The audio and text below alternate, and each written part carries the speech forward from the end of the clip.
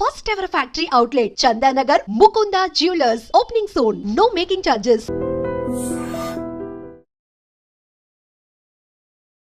Hi hello namaste welcome back to Iron Media. ఈరోజు మనతో ఉన్నారు మన ఫేవరెట్ ఫైనాన్షియల్ అడ్వైజర్ అయిన రమేష్ పస్ప్లేటి గారు. ముఖ్యంగా ఈరోజు ఎపిసోడ్లో క్రిప్టో కరెన్సీ, అందులో కూడా ఎలాంటి కరెన్సీస్ ఎలాంటి కాయిన్స్ ఇప్పుడు బూస్ట్ అవ్వబోతున్నాయి, అలాగే రీసెంట్ అప్డేట్ పై కాయిన్ అనేది ఒకటి ఐపీఓకి రానుందని కొంచెం ఇన్ఫర్మేషన్ వచ్చింది. ఇలాంటి విషయాలన్నింటిపై అప్డేట్ తీసుకుందాం.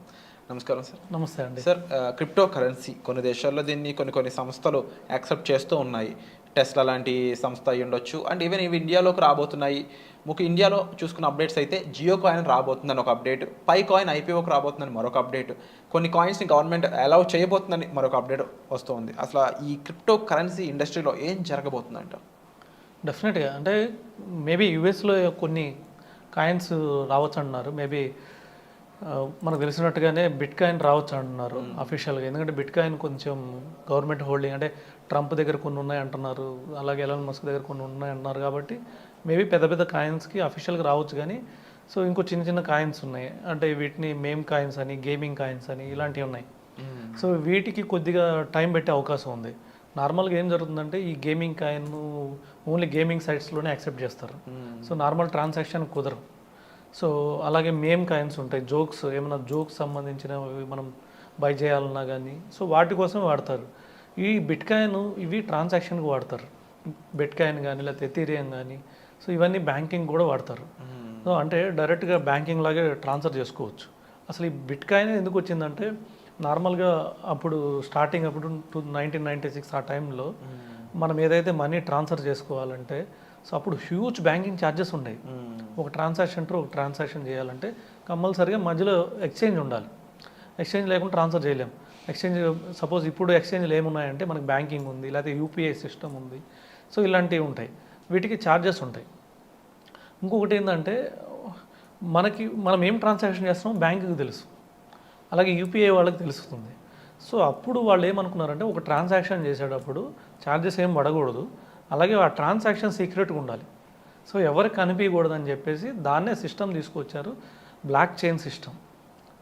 సో బ్లాక్ చైన్స్ అంటే సో వాళ్ళు చేసే ట్రాన్సాక్షన్ సీక్రెట్గా ఉండాలి. సీక్రెట్గా ఉండాలంటే ఏం చేశారంటే సో వీళ్ళు డబ్బులు పంపించారు, అవతల వాళ్ళకి చేరాలి.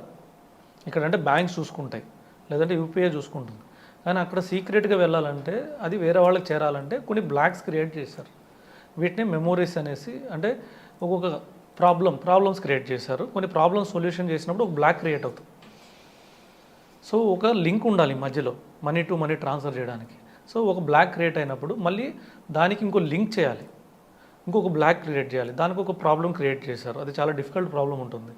అది కూడా ఏంటంటే ఎక్కువ మంది మైనింగ్ చేసేవాళ్ళు ఉంటే ఎక్కువ డిఫికల్ట్గా పెడతారు ప్రాబ్లం. అదే తక్కువ మంది మైనింగ్ చేసేవాళ్ళు ఉంటే చాలా సింపుల్గా ఉంటుంది. ఇలాగా ఎవరైతే క్లియర్ చేస్తారో ఆ ప్రాబ్లం ఏదైతే ఇచ్చారో ఆ ప్రాబ్లం క్లియర్ చేసిన వాళ్ళకి కొన్ని కాయిన్స్ ఇస్తారు, బిట్ కాయిన్స్ ఇస్తారు. దానికోసమని ఇంతకుముందు ఒక్కొక్కళ్ళకి 30 కాయిన్స్, ఫస్ట్లో 50 కాయిన్స్, 70 కాయిన్స్, తర్వాత తగ్గించుకుని 30, తర్వాత 15, ఇప్పుడు 7.5, ఇప్పుడు ఇంకా తగ్గి 3.75 కాయిన్స్ ఇస్తున్నారు. అంటే ఇప్పుడు ఒక బిట్ కాయిన్కి ఒక బ్లాక్ క్రియేట్ చేస్తే బ్లాక్ చేంజ్ చేసేవాళ్ళు ఉన్నారు, చాలామంది మైనింగ్లో ఉన్నారు. సో వాళ్ళు ఏంటంటే పెద్ద పెద్ద ఇన్స్ట్రుమెంట్స్ క్రియేట్ చేసుకొని సో వాటి ద్వారా ఏం చేస్తున్నారంటే మైనింగ్ చేస్తున్నారు. వాళ్ళకి అదే ఆదాయం, అంటే వాళ్ళకి అదే బిజినెస్. సో అది పెద్ద పెద్ద సంస్థలు, పెద్ద పెద్ద కంపెనీలు పెట్టుకొని మైనింగ్ చేస్తున్నారు. అలాంటి కంపెనీలు యూఎస్లో ఉన్నాయి. సో మన ఇండియాలో కూడా కొన్ని ఉండొచ్చు తెలియకుండా. మేబీ యూఎస్లో అయితే పెద్ద పెద్ద కంపెనీలు ఉన్నాయి. వీళ్ళ ఈ ప్రాబ్లం క్లియర్ చేస్తే వీళ్ళకి కొన్ని బిట్ కాయిన్స్ వస్తాయి. అలాగా సో బిట్ కాయిన్ బాగా పాపులర్ అయింది. సో ఆల్రెడీ మనీ ట్రాన్స్ఫర్స్ అయినాయి. ఒకనొక టైంలో ఏంటంటే యూఎస్ బ్లాక్ మార్కెట్ ఏదైతే ఉందో, అంటే మాఫియాకి వీళ్ళకి యూజ్ చేశారని, ఎందుకంటే ట్రాన్సాక్షన్ తెలియదు కాబట్టి సో వీటికి యూజ్ చేశారని చెప్పేసి టాక్స్ వచ్చినాయి. సో ఇవి బిట్ కాయిన్ బాగా జరగడం చూసి నెక్స్ట్ ఎథీరియం కాయిన్ వచ్చింది. దాని తర్వాత దానికి సంబంధించిన ఇప్పుడు 4000 కాయిన్స్ మార్కెట్లోకి వచ్చేసినాయి. సో ఇవి కాకుండా మళ్ళీ జోక్స్ కాయిన్స్, మేమ్ కాయిన్స్ అని, గేమింగ్ ఆడుకోవడం గేమింగ్ కాయిన్స్ అని ఇలాంటివన్నీ ప్రవేశపెట్టి వాటికి కూడా చిన్న చిన్న బ్లాక్స్ క్రియేట్ చేశారు. సరే ఇదంతా బాగానే ఉంది. సో దీని తర్వాత ఏం చేశారంటే స్టాన్ఫోర్డ్ స్టూడెంట్స్ ఉన్నారు. స్టాన్ఫోర్డ్ అంటే వరల్డ్లోనే top education academy, US Stanford academy. So Oxford కన్నా స్టాన్ఫోర్డ్ ఇలాంటి పెద్ద పెద్ద అకాడమీస్ ఉన్నాయి. అంటే మనకి ఇండియాలో ఐఎస్బి, ఐఏఎం ఇలాంటి ఎలా ఉంటాయో అక్కడ నెంబర్ 1 స్టాన్ఫోర్డ్ ఉంది. స్టాన్ఫోర్డ్ స్టూడెంట్స్ ఎవరైతే ఉన్నారో పిహెచ్డి స్టూడెంట్స్ వాళ్ళు కూడా డాక్టరేట్ స్టూడెంట్స్ ఎవరైతే ఉన్నారో వాళ్ళు ఒకటి కనిపెట్టారు. దాని పేరు పైకాయిన్. పైకాయిన్ ఏంటంటే వరల్డ్ లార్జెస్ట్ నెట్వర్క్ ఇది. ఓకే. వాళ్ళు ఏం చేశారంటే ఒక యూనిక్యూ, అంటే అందరూ ఎవరైతే ఒకే ఆలోచనలో ఉంటారో సో వాళ్ళందరూ కేవైసీలు తీసుకొని ఒక కాయిన్ ప్రవేశపెట్టారు. దీన్ని యూనిక్యూ కాయిన్ అన్నారు. ఇది యూనిక్యూ సిస్టమ్ ద్వారా పనిచేసింది. దీని పేరు వచ్చేసి పైకాయిన్. సో దీనివల్ల ఏమవుతారంటే మైనింగ్ చేస్తుంది ఎవరంటే ఒకే మైండెడ్ కలిగిన వాళ్ళు మైనింగ్ చేస్తున్నారు. సో వాళ్ళందరూ ఏం చేస్తారంటే డైలీ ఆన్ చేస్తారు, ఒకసారి 24 అవర్స్కి ఒకసారి ఆన్ చేస్తారు. ఆన్ అయినప్పుడు ఒక యాడ్ వస్తుంది, యాడ్ చూస్తారు. సో యాడ్ చూసినప్పుడు కొద్దిగా ఇన్కమ్ క్రియేట్ అవుతుంది. సో అట్లాగా ఇప్పుడు ఏంటంటే వాళ్ళు పెద్ద నెట్వర్క్ అయిపోయారు. 40 మిలియన్ కేవైసీలు అయినాయి. వాళ్ళు ఏమనుకున్నారంటే స్టార్టింగ్లో ఏదైతే బిట్ కాయిన్ వచ్చినప్పుడు 21 మిలియన్ కన్నా ఎక్కువ చేయకూడదు అని అనుకున్నారు. కానీ తర్వాత ఏం చేశారు, మన పైకాయిన్ వచ్చినప్పుడు కూడా 10 మిలియన్ కేవైసీలు వస్తే చాలు లాంచ్ చేద్దాం అనుకున్నారు. అవును. సో తర్వాత డిమాండ్ పెరిగింది. 10 మిలియనే కదా అని డిమాండ్ పెరిగి ఆల్మోస్ట్ $50 పోయింది ఒక పైకాయిన్. అన్అఫీషియల్ మార్కెట్లో ఏదైతే ఉందో అది $50 పోయింది. తర్వాత ఏమైంది, 40 మిలియన్ అయినాయి. వాళ్ళకు లాంచ్ చేసే టైంకి 40 మిలియన్ కేవైసీలు అయిపోయినాయి. ఇప్పుడు ఒకరొకరు రెఫర్ చేసి 40 మిలియన్ అంటే మ్యాక్సిమం పీపుల్ ఎక్కడ ఉంటారని మన ఇండియాలోనే ఉంటారు. ఎక్కడేం జరిగినా కూడా మెజారిటీ ఇప్పుడు వరల్డ్ వైడ్లో ఎక్కువ వాడుతున్నారంటే ఇండియాలోనే 65% వాడుతున్నారు. అలాగే ఇలాంటి టెక్నాలజీ వచ్చినప్పుడు ఎక్కువ ఎవరు వాడతారంటే మన ఇండియాలోనే వాడుతున్నారు. ఒకరికొకరు తెలియదు అంతే.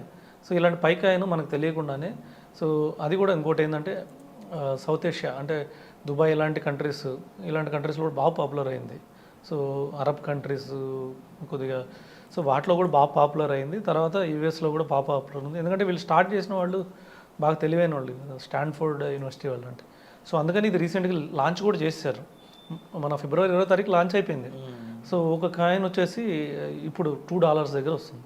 ఇది లాంచ్ అవడం $2 దగ్గర లాంచ్ అయింది. $3.5 దాకా వెళ్ళి ఒక కాయిన్కి మళ్ళీ అది $0.75కి వెళ్ళింది, తగ్గిపోయింది. మళ్ళీ ఇప్పుడు $2కి వచ్చింది. కానీ ఏదేమైనా కానీ వాళ్ళ దగ్గర ఒక డాటా ఉంది. ఓకే. వాళ్ళ దగ్గర ఉన్న డాటా ఏంటంటే 40 మిలియన్ కేవైసీలు. ఇప్పుడు మన ఇండియాలోనే 40 మిలియన్లో 1 మిలియన్ మన ఇండియాలో ఉంటారు. అవును, డెఫినెట్గా 1 మిలియన్ 10 మిలియన్స్ కూడా ఉంటారు మన ఇండియా. సో 10 మిలియన్ కేవైసీలు అంటే 10 మిలియన్స్ ఆధార్ కార్డులు వాళ్ళ దగ్గర ఉంటాయి. ఇది ఎవరికైనా అమ్ముకోవచ్చు వాళ్ళు. 1 crore ఈ నెట్వర్క్ని వాళ్ళు ఎవరికైనా అమ్ముకోవచ్చు. సో ఈ విధంగా ఇది పెద్ద మార్కెట్ వాళ్ళకి. అందుకనే పైకాయిన్ బాగా పాపులర్ అయింది. ఇంకా ఫ్రీ మైనింగ్ ఉంది, March 31 వరకు ఫ్రీ మైనింగ్. ఎవరైనా రెఫర్ చేస్తే ఒక కాయిన్ ఫ్రీగా ఇస్తున్నారు. తర్వాత నుంచి ఓన్లీ కొనుక్కోవడమే. ఓకే. అది పైకాయిన్ గురించి. అంటే మార్చి తర్వాత అవి అమ్ముకోవచ్చు కూడా. మార్చి తర్వాత అమ్ముకోవచ్చు, ఇప్పుడు అమ్ముకోవచ్చు. ఇప్పుడు కూడా కొన్ని ఎక్స్చేంజ్లో ఆల్రెడీ లిస్ట్ అయింది, అమ్ముకోవచ్చు. $2 వచ్చింది ఒక్కొక్క కాయిన్కి. ఓకే. $2 అంటే ₹160 ఇండియన్ మనీ. 160+. సో ఎవరైతే పైకాయిన్ ఆల్రెడీ మైన్ చేస్తున్నారో వాళ్ళు కొంచెం బెనిఫిషరీకి దగ్గరలో ఉన్నారని చెప్పొచ్చు. అండ్ ఇదండి లేటెస్ట్గా మనకి ఓవరాల్గా బిట్ కాయిన్, పైకాయిన్ అండ్ కాయిన్ సంబంధించిన ఇన్ఫర్మేషన్ అనేది. దీనిపై మీకు మరింత అవగాహన ఇన్ఫర్మేషన్ కావాలనుకున్నట్లయితే మీరు డైరెక్ట్గా సార్ని సంప్రదించవచ్చు. అండ్ అలాగే వీటిపై మరింత ఎపిసోడ్స్ కావాలనుకున్నట్లయితే తప్పకుండా మోర్ ఎపిసోడ్స్ అని చెప్పేసి కామెంట్ కూడా చేయండి. దాని పట్ల మాకు తెలుస్తుంది ఇంకా వీటిపై మరిన్ని ఎపిసోడ్స్ చూడడానికి ఎక్కువ మంది ఇంట్రెస్టెడ్గా ఉన్నారని చెప్పేసి. సో వచ్చే ఎపిసోడ్లో మళ్ళీ కలుద్దాం. Thank you so much for the information sir. Thank you.